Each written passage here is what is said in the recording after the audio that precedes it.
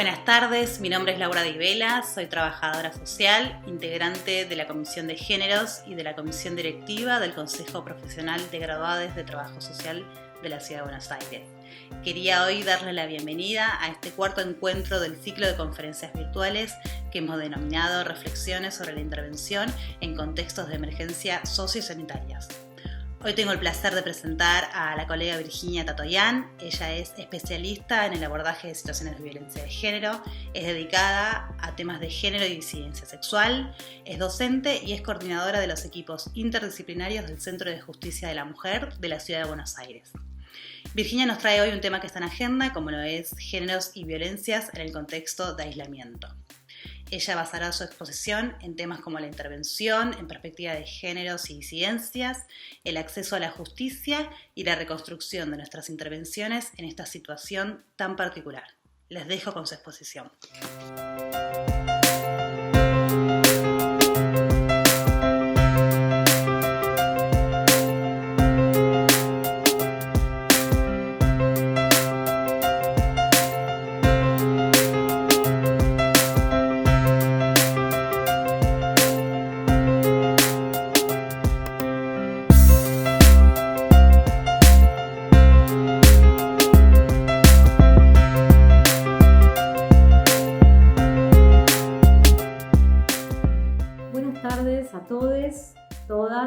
Todos. Antes que nada, déjenme decirles que es una gran alegría para mí poder participar de este ciclo de charlas para el Consejo Profesional. En esta oportunidad quiero plantear una reflexión para acercarnos al análisis del abordaje de situaciones de violencia por razones de géneros y disidencia sexual, recorriendo algunos ejes específicos que me parecen fundamentales destacar, haciendo foco particularmente en el ámbito judicial y en el acceso a la justicia. Por supuesto, partiendo de este contexto de aislamiento social como punto de inicio de la reconfiguración de ciertas prácticas y también como oportunidad para comenzar a interpelarlas. Sabemos que la intervención en perspectiva de géneros y disidencia sexual viene siendo un tema explorado y problematizado por las ciencias sociales y particularmente por el trabajo social. Y constituye el lugar de donde miro el mundo. Yo estoy formada y ubicada teóricamente desde lo que podríamos llamar es el feminismo queer. Desde aquí hago dos aclaraciones que me parecen importantes para situarles en la charla. Primero, que cuando hable de violencias estaré haciendo referencia a las violencias por razones de géneros y disidencia sexual específicamente, pero que nunca las pienso desde un plano individual o singular, sino como violencias estructurales y sociales. Y aquí me detendré más adelante. La otra aclaración tiene que ver con la utilización del término disidencia sexual, ya que entiendo resulta más claro en términos conceptuales e ideológicos que diversidad sexual. Disidir, según el diccionario, implica separarse de la común doctrina, creencia o conducta. Refiere a la pluralidad de corporalidades, identidades de género y orientaciones sexuales, sin organizarlas de manera genérica. Este es el punto central para mí, no establecer jerarquías en el deseo. Disidir también es un término que viene siendo desarrollado por las ciencias sociales durante la última década, para nombrar y reivindicar no solo identidades, sino también prácticas culturales y movimientos políticos que no se encuentran alineados con la norma socialmente impuesta de la heterosexualidad.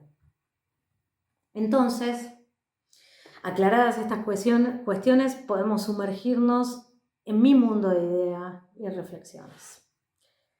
Como venimos analizando en este último tiempo, la pandemia que conlleva al aislamiento social obligatorio ha recreado un escenario en relación a las violencias en donde se muestra en carne viva una situación a la que el conjunto de la sociedad, por un lado, no logra dimensionar y por el otro, no logra modificar. Y no logra modificar a pesar de los avances en la formulación de teorías, en la formulación de leyes y de normativas regulatorias que nos sirven como marco y que acompañan la política pública específica en el tema. Pero ¿por qué no se logran modificar? ¿Cuáles los conceptos o las cuestiones que subyacen a estas violencias?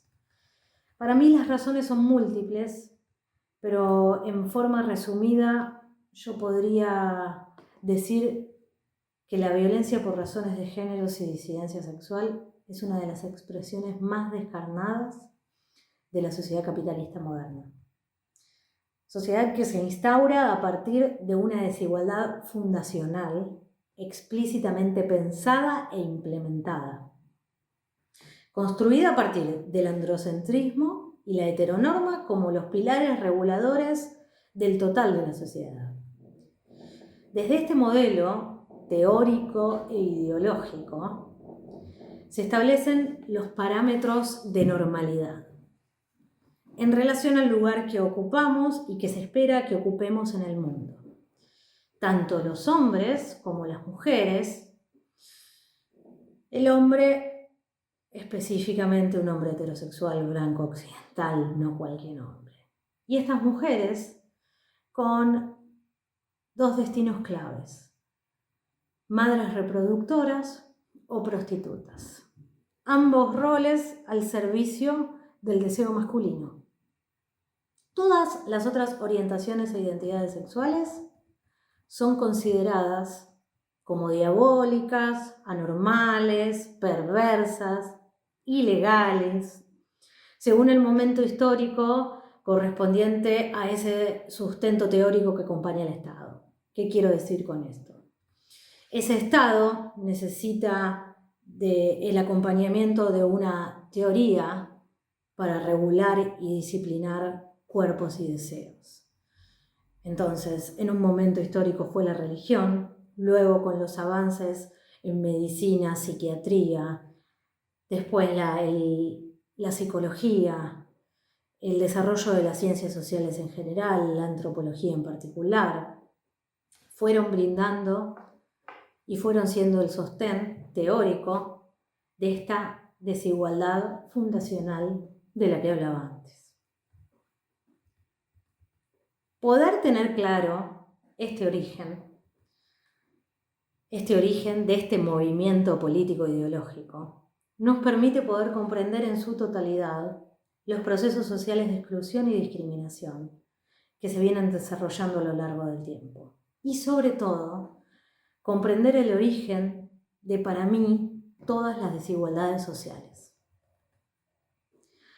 Porque además es sumamente importante estar atentos a esto, que es otra de las cuestiones. Hemos sido formados en los ámbitos académicos, siguiendo las teorías de los cientistas sociales del siglo XX, que casualmente, en su mayoría, fueron hombres blancos, occidentales, de clase media, heterosexuales, que nos traen el análisis y la visión del mundo desde la matriz de pensamiento heterosexual, como el modo fundacional y fundamental que instauran las relaciones sociales capitalistas. Desde allí, la medida de todas las cosas. Pero no quiero detenerme en esto porque siento que merece una charla exhaustiva.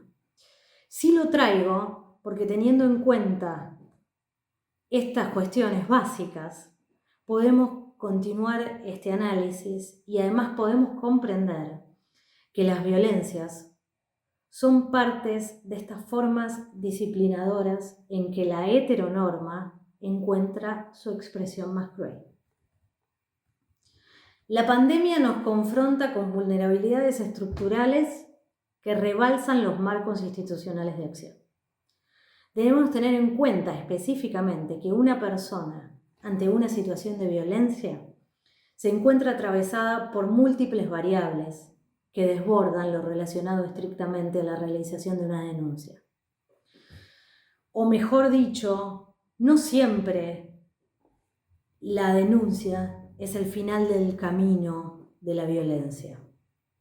Entonces, debemos tener en cuenta cómo las trayectorias de vida se ven signadas por esas vulnerabilidades. Poder tener la escucha atenta y tener a mano siempre el análisis de las categorías teóricas resultan elementos fundamentales.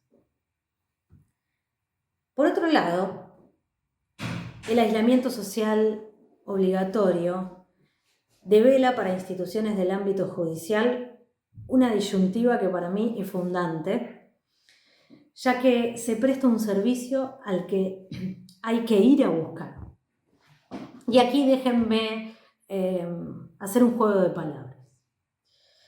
Como el otro lado de la moneda, el eslogan "Quédate en casa", para cuidarte, para cuidarnos, para personas en situación de violencias, más que una protección, significa una trampa mortal. El lugar de mayor riesgo y mayor vulnerabilidad es ese. Y si para colmo hay que salir a buscar a la justicia, la realidad es aún más abrumadora y desoladora. En este punto nos encontrábamos a mediados de marzo. A lo largo de estos meses se fueron reconfigurando prácticas e intervenciones institucionales, teniendo en cuenta esta premisa en el abordaje en situaciones de violencia. Fueron claves las voces de trabajadores sociales, por supuesto junto a otras disciplinas, que dieron nuevas estrategias para llegar a quienes así lo necesiten. Y aquí recurro otra vez a un juego de palabras. Ese llegar implicó un replanteo de las formas en que se piensan las intervenciones en el ámbito judicial. Reconfigurar objetivos básicos y sobre todo tener siempre presente no generar un riesgo aún mayor.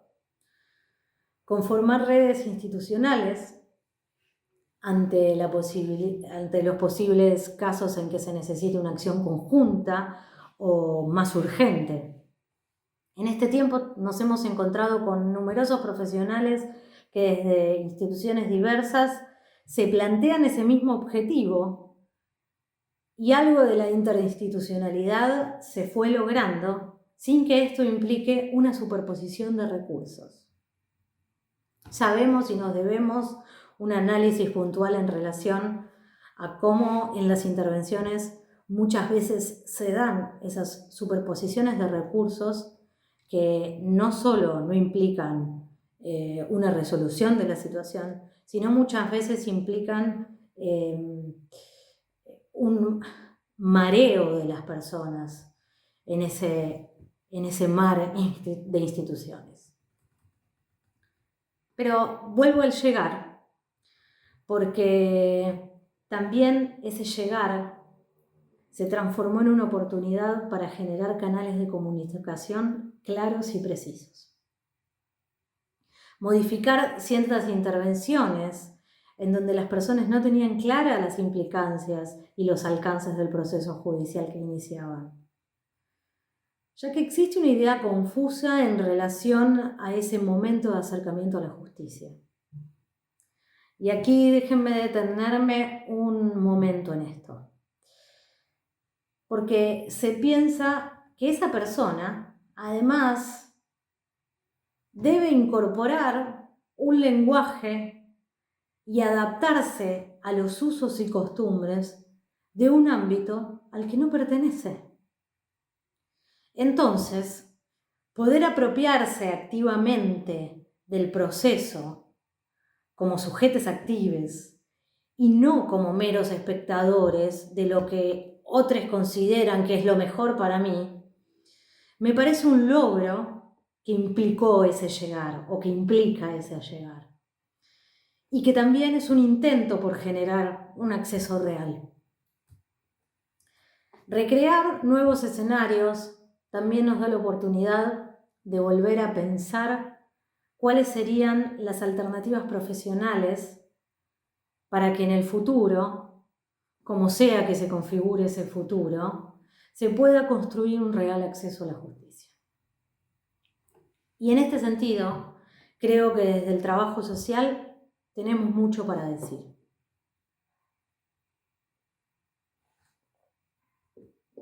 Por eso, quisiera introducir un análisis en relación al acceso a la justicia en clave de géneros y disidencia sexual. Sabemos que históricamente la justicia funcionó y funciona como disciplinadora de cuerpos y deseos y de las formas de ver y sentirse en el mundo. Tengo la convicción que para lograr el real ejercicio de derechos hay que romper con prejuicios e ideologías que continúan en el imaginario colectivo y también son partes de la realidad. Estos tienen que ver con las visiones de las personas que trabajan en las instituciones. Es decir, todavía existen quienes traen en sus idearios conceptos represivos, punitivistas y conductas disciplinadoras, y que las ponen en juego al instante en que las personas intentan el acercamiento. Cuando esto sucede, estamos frente a la confirmación del prejuicio hacia muchas personas, pero particularmente puedo nombrar hacia las personas LGTBIQ+, humilladas por sus identidades genéricas o sus orientaciones sexuales. También los prejuicios en relación a las mujeres cis que se atreven a romper con el estereotipo de madres reproductoras y sumisas, y tantos otros ejemplos que podría nombrar. Es decir, ahí se activa lo que comúnmente o sencillamente se denomina el dedo acusador. Es decir, se convierte a la víctima en victimaria, o aquello que desde la teoría se conoce como la construcción de buenas y malas víctimas.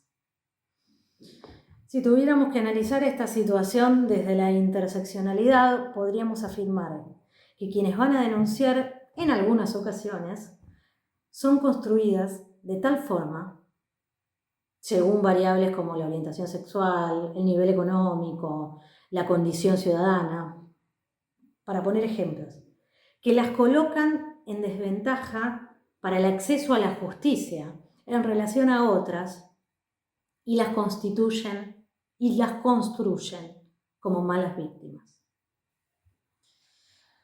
O se construyen y se recurren a modos más sutiles. Todavía se escucha a profesionales decir que no creen en el relato de quien denuncia. Ese es un ejemplo claro de la mediocridad de profesionales que analizan la realidad desde la matriz de pensamiento heterosexual. Aunque no estén hablando puntualmente de categorías sexogenéricas. Allí se ve cómo el rigor de lo disciplinar se expande. Ahora bien, quienes trabajamos en la justicia nos debemos la disputa simbólica de transitar los espacios institucionales incorporando nuestras teorías y metodologías a la hora de la intervención en clave feminista. Considero también, y a pesar de lo que mencioné anteriormente, que estamos en un momento histórico de quiebre de paradigma cultural, en donde empiezan a tomar posiciones en lugares de decisión, de espacios políticos y de ejercicio de políticas públicas, profesionales que construyen sus teorías desde la disidencia sexual, desde el feminismo, desde el posfeminismo, desde el transfeminismo. Entonces, y ahí nuestro desafío, es derribar esos prejuicios que funcionan como mitologías que están enquistadas en el ámbito judicial. Ya que somos muchos quienes construimos y constituimos espacios destinados a un abordaje en las violencias, con capacidades teóricas que nos permiten diseñar intervenciones basadas, antes que nada y ante todo, en los derechos humanos. No podemos permitirnos transitar por los espacios laborales sabiendo que las personas desconocen, por ejemplo, la ley de identidad de género. Y en clave de esto, también siento que un claro avance positivo es la obligatoriedad de la ley Micaela, como puntapié inicial para un cambio de mirada que más temprano que tarde se tendrá que dar en la justicia. Pero ojo, tengamos siempre presente que este cambio de mirada no puede estar ajeno al cambio social en general.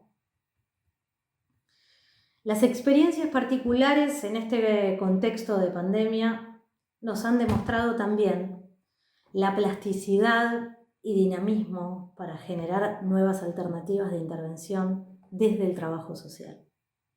Nuestra profesión logra poner el foco en el quién y para qué de la intervención, interpelando a disciplinas mucho más rígidas e incluso a los organismos cerrados en su abordaje. Desde aquí espero haberles generado algunos interrogantes. Espero también haberles generado nuevas inquietudes. Así podemos sumarnos en espacios de acción colectiva y construir desde esos espacios nuevas teorías que rompan con viejos anclajes. Y me atrevo a motivarles con una última idea. Sabrán que la definición de trabajo social, según la Asamblea General de la Federación Internacional de Trabajo Social, explicita, entre otras cosas, que el trabajo social promueve la liberación de las personas. No encuentro una forma más clara y más determinante. Les invito a pensarse y a soñarse libres, por fuera de la heteronorma adquirida. Y una vez que lo puedan lograr, les invito a probar la intervención social desde allí y a partir de ello transitar los espacios laborales construyendo nuevas alternativas metodológicas, donde quepan todas las formas de vida y en donde ante todo se respeten los derechos humanos. Les agradezco infinitamente por su tiempo, por su escucha y por este espacio, y espero encontrarles en otros lugares con otras charlas y con otras reflexiones que nos puedan servir para lograr un mundo mejor. Muchas gracias.